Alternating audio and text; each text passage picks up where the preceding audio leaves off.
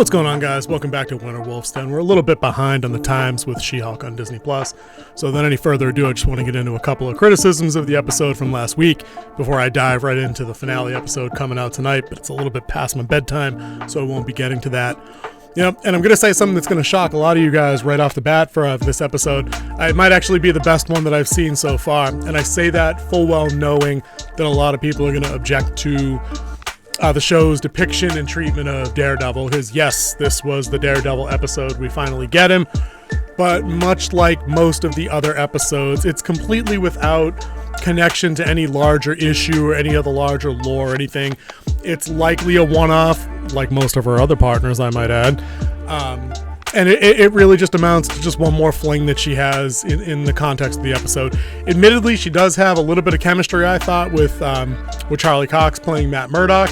So there is a little bit to work with there, and that's what I think probably elevates this episode from the usual really crap level score of like 2 out of 10 to maybe like a 3 or a 4. We actually do get some superheroes doing superhero shit at the end, so you're always going to get points from me out of that, because that's really all I've ever wanted out of this show from the beginning. I was never really super compelled with it needing to be a strict legal drama like an Ally McBeal or a Boston Legal or something like that, and I was just looking for a better balance between some of the legal stuff with some of the superheroing. But we are where we are, and thankfully the show is almost done, and I really doubt this is going to get a season 2. It's actually dipped in the ratings on Rotten Tomatoes about 5%. From about 40 down to about 35-ish, depending on when you catch it and how many reviews they're actually letting go through it. But the story of this episode was kind of simple. So episode opens and BDL, I don't know, the J-level superhero, Leapfrog, is getting his ass kicked trying to break up a robbery. Part of his super suit misfires on him. He's got like a leg booster thing that kind of like roasts him and gets him his ass kicked as he's trying to make like a leapfrog kind of super jump out of danger's way. So of course, being somebody that's injured on the job, he seeks out the counsel of Jen Walters, being that his father is a high-profile client at that law firm that she works at. He requests her due to the notoriety of her being She-Hulk, and they're off and running. She tries to turn the case down, citing conflict of interest, because the client reveals that Luke Jacobs, or whatever the suit designer's name is there, also made his Leapfrog suit. And so Jen cites conflict of interest and doesn't want to take the case, knowing that Luke wouldn't then want to design any of her gear going forward. The boss tells her, nah, that's not going to work. You haven't done any fucking work here in like 9 episodes, so we're going to need you to take this case, because the kid's dad is a high-profile client. So naturally, because she's thinking firing all cylinders there mentally, she goes to see Luke. She basically, instead of just talking to him and asking him about the suit, and instead of asking him anything about the suit at all, she jumps right into trying to get him to go the settlement route, to which he's like, bitch, please, we're not doing that. I stand by my work. No, I'm not going to make any more crap for you. He shreds a dress that she was supposed to wear to that gala for the Female Lawyer of the Year award. More on that later, because I think that's fucking one of the 2 things that this episode gets hilariously wrong and backfires in their face. But he basically fires her as a client of his own, and she goes storming off. They head into court in the next scene. We finally meet Matt Murdock. He's in representing Leapfrog's interest. I'm sorry, he's in there representing Luke's interest, the suit designer. And for the show that doesn't get any of the legal stuff right, the little back and forth, the repartee that he has with Jen Walters in the courtroom is probably another highlight of the episode. It is actually fairly witty. It's not super clever or really written well, but Charlie Cox is a pro, and he slips right back into this character easily. He's got the speed and the cadence and the timing of like somebody that's very quick-witted, so it works when he's kind of like poking holes in the defense. And basically what it comes down to is he gets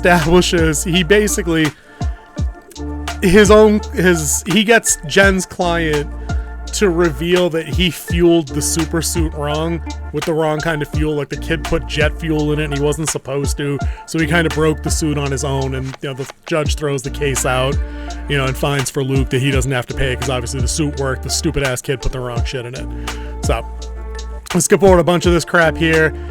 Luke and Jen agree to be friends because yada yada. That's how the show works. Charlie Cox as Matt Murdock meets up with Jen Walters at a bar. They share a couple of witty one-liners. They share a couple of drinks. It looks nice. We see Jen's quite smitten with them, as always, because anybody that shows her any kind of positive attention is exactly that. She'll just be interested in him. She gets a phone call or a text from Todd, who's one of the dipshits from the what was their dating app called Matcher, whatever it was. She gets a text from one of these dickheads that's basically like, hey, you know, you're a 24/7 lawyer. I got a problem here. I need you to come out and service me. Don't worry, it doesn't get into servicing, guys. And she basically acquiesces and shows up as She-Hulk. This guy's a complete douche nozzle. He might be the douchiest of douche nozzles out of anybody on the show that she's been involved with. It's a guy. She gets out of that situation with him because he's so self-absorbed that eventually she just leaves. She goes back to her house. She's ready to crash. She gets a frantic phone call from Leapfrog, who basically says, hey, I'm out here getting my ass kicked. There's some crazy guy trying to fucking kill me. I need you to come rescue me. She shows up, and there's kind of it's a decent little action scene here. The special effects are off, as they always are in the low budget Marvel stuff. I think that's unavoidable. But basically, she intervenes in Daredevil trying to capture Leapfrog.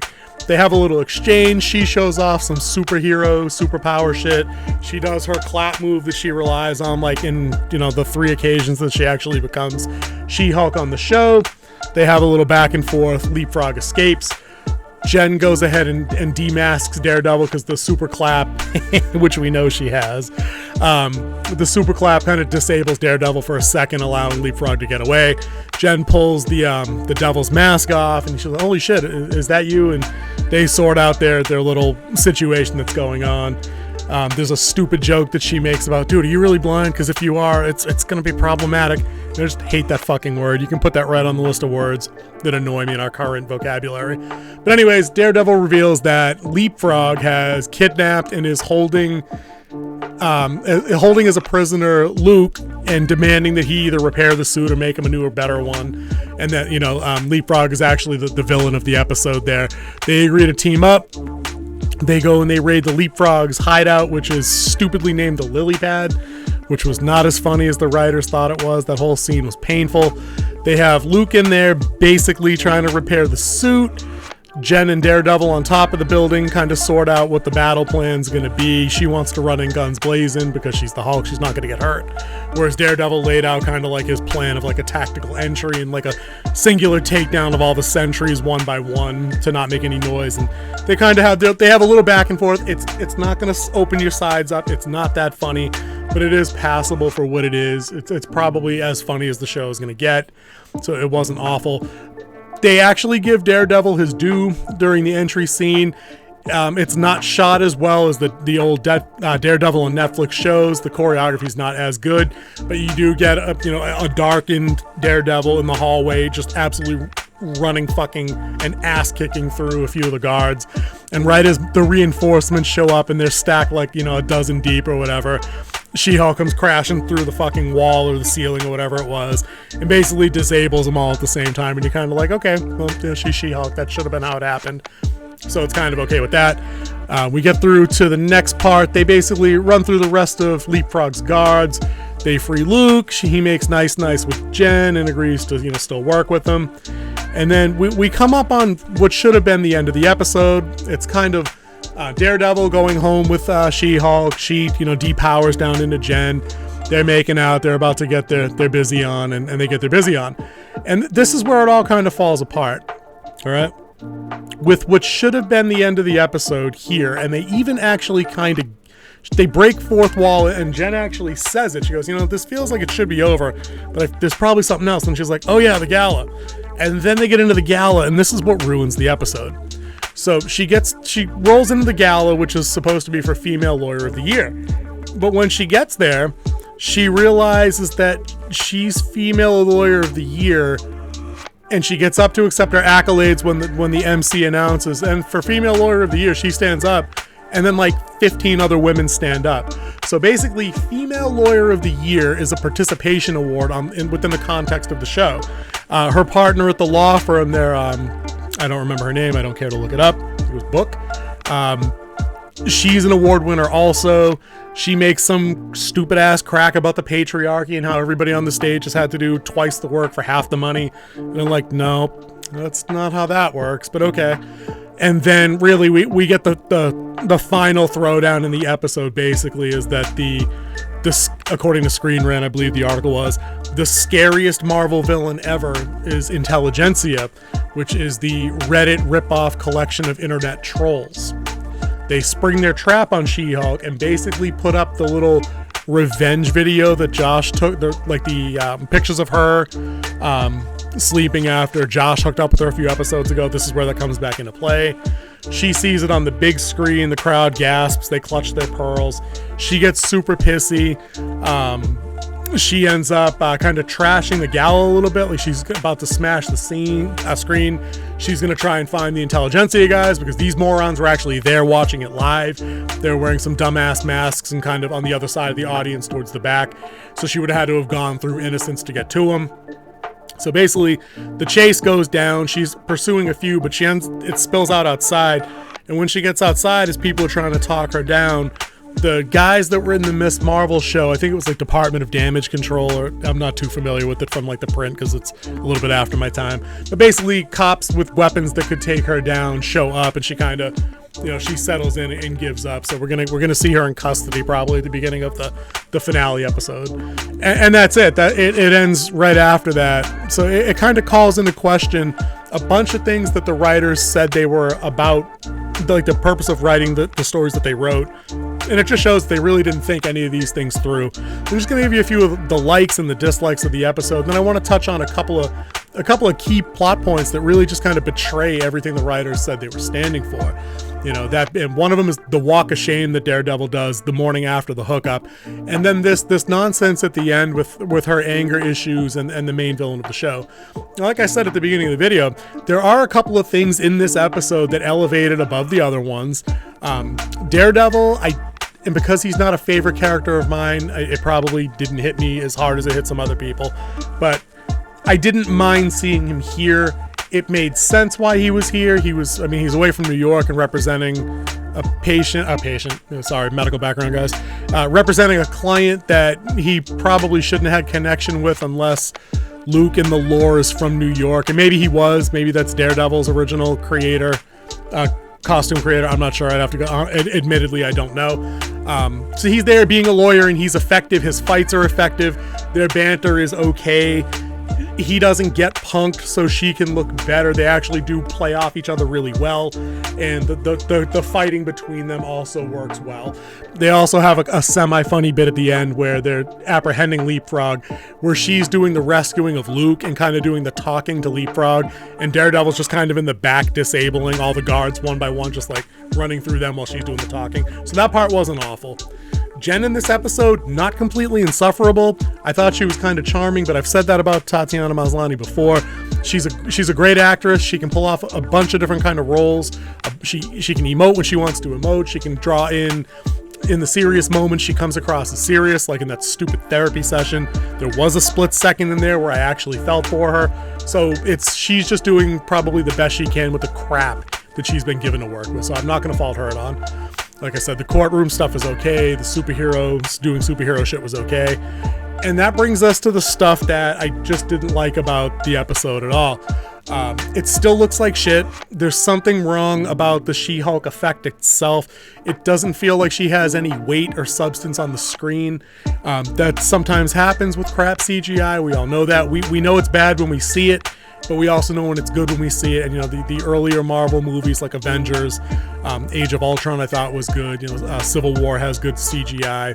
Most of the Iron Man movies, they're numerous, so we know when something doesn't look as good as it could look. And here we arrive at the point where I just want to gripe about some of the writers' misconceptions about what the show is actually doing. And I'm not saying that they didn't have goals, that they wanted to put out a certain message out there about, guys are awful, or the patriarchy's awful, or, women have to have this to deal with. Fine, that's your prerogative to write that stuff. But it behooves you next time you sit down to write any of these things to actually think all of these things through. The Walk of Shame is hilarious in comedy because we all get when it actually is done. It's typically women leaving an encounter they regret. I don't see why Matt Murdock would necessarily regret hooking up with Tatiana Maslany. She's a very good-looking woman. He wouldn't regret that at all on face value here. So your joke was really only limited to the visual of him walking, but it doesn't make any sense in context.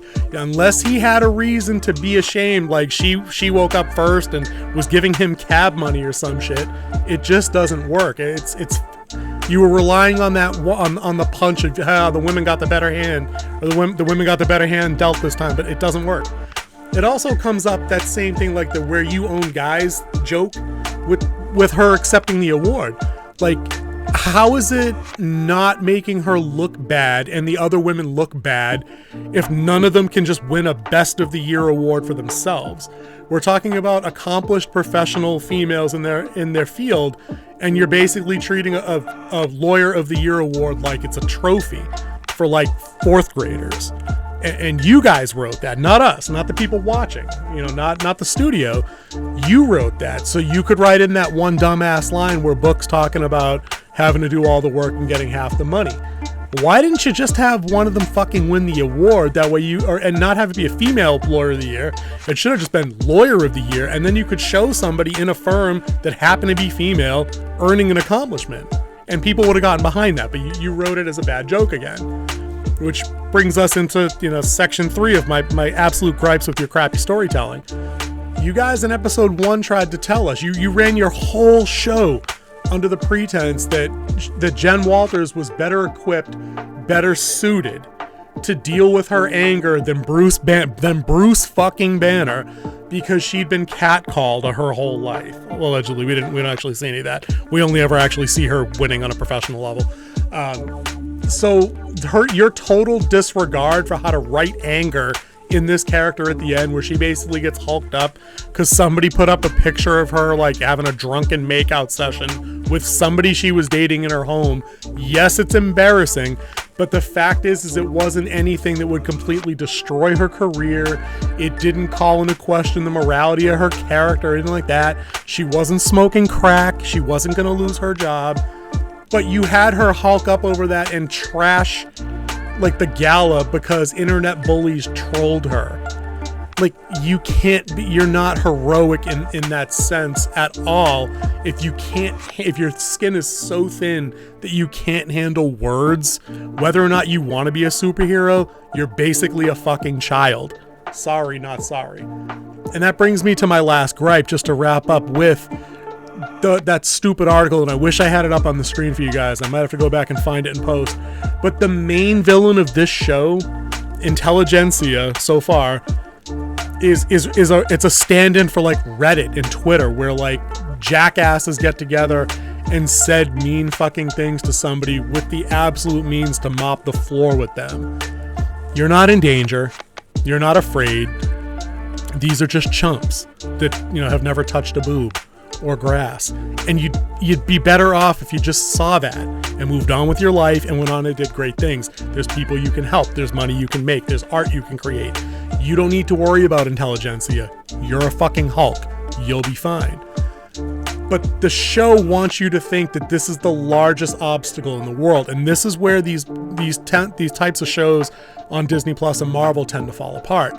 Is there are larger threats out there to deal with than internet culture. You could have picked anybody from the collection of villains that She-Hulk and Hulk have shared, or that She-Hulk has had, since her initial print run. You could have built a season-long arc based on one of them, but you didn't. You wasted 9 episodes, well, 8 so far. You wasted 8 episodes trying to tell like the 70% of the demographic that typically consumes superhero medium that we're all a bunch of fuckwads. How'd that work out for you again? Because you're falling out of the Nielsen's. Your aggregate ratings on places that are allowing reviews are under 40%. And there's no buzz about this show. There's no positive buzz about this show anywhere. Like, somebody comment below if you can point me in the direction of an actual fan channel where I can go watch people talk about how great this show is, absent anything that's related to fighting the patriarchy. Like, show me examples of good writing, good cinematography, good sound design, good costuming. You guys tell me, where are these channels? Because there seems to be a dearth of them, and I find that quite telling when people want to tell me that this show, it just isn't for me. It's really good, it's just not for me. A newsflash: anybody with an IQ over Gump can review any bit of medium they want. The fact is you could go home right now, you could pick a book off your kid's bookshelf, you could go watch a professional baseball game if you're not a baseball fan, and you'll know inherently whether or not if the production of something is good. Like, I don't follow soccer at all, but I could watch a match and tell you whether or not the officiating's bad, whether or not the production of the actual programming is bad, because I know, oh, it's too dark, I can't see this. Oh, the sound keeps cutting in. Oh, it seems like the crowd's really responding one way or the other to certain calls of certain players. So as human beings and people that consume visual media, we know when things are bad on a superficial level. We can just see these things. It's how people that don't watch Game of Thrones knew that, the Battle for Winterfell was a shit episode. It's because they couldn't see what the fuck was going on. So we're qualified to review anything we like. It doesn't have to be for me. You could give me 5 consecutive episodes of My Little Fucking Pony, and I could probably tell you which one was written at the highest level out of the 5. It's something you can do. But the She-Hulk writers here, they're not giving the audience any credit for that at all. They're writing their show for their little collection of feminist circle jerk, and it hasn't paid the dividends they want. It hasn't brought in new subs. They're a one-trick pony, and the only trick they had was preemptively lashing out at fans that probably would have given the show a chance had it been absent any of the fucking narrative that we got. You could have wrote it true to form with the source material. You could have had her, put down the guys that needed to be put down. You could have had her teaming up with guys that were worthy and respectable and honorable, and her comics are full of them. But you didn't do that. You did your typical thing. And you're going to fucking suffer the consequences for it, I'm sure, in terms of Nielsen ratings when they finally get released all the way through. You're going to see a massive drop-off between this episode and episode 9, because I think people were only hanging on to this point to see Daredevil. We saw him now. We'll have to deal with the Kingpin and the Red Hulk rumors for tomorrow, and a lot of you guys have already seen it. Depending on where you are in the world, I haven't seen it yet. That's on my list next before we hit the sack. But as for me, I'm going to get out of here, guys. I appreciate you listening to me rant about this one. And as always, I'll see you next time in the Winterwolf's Den. See you guys later.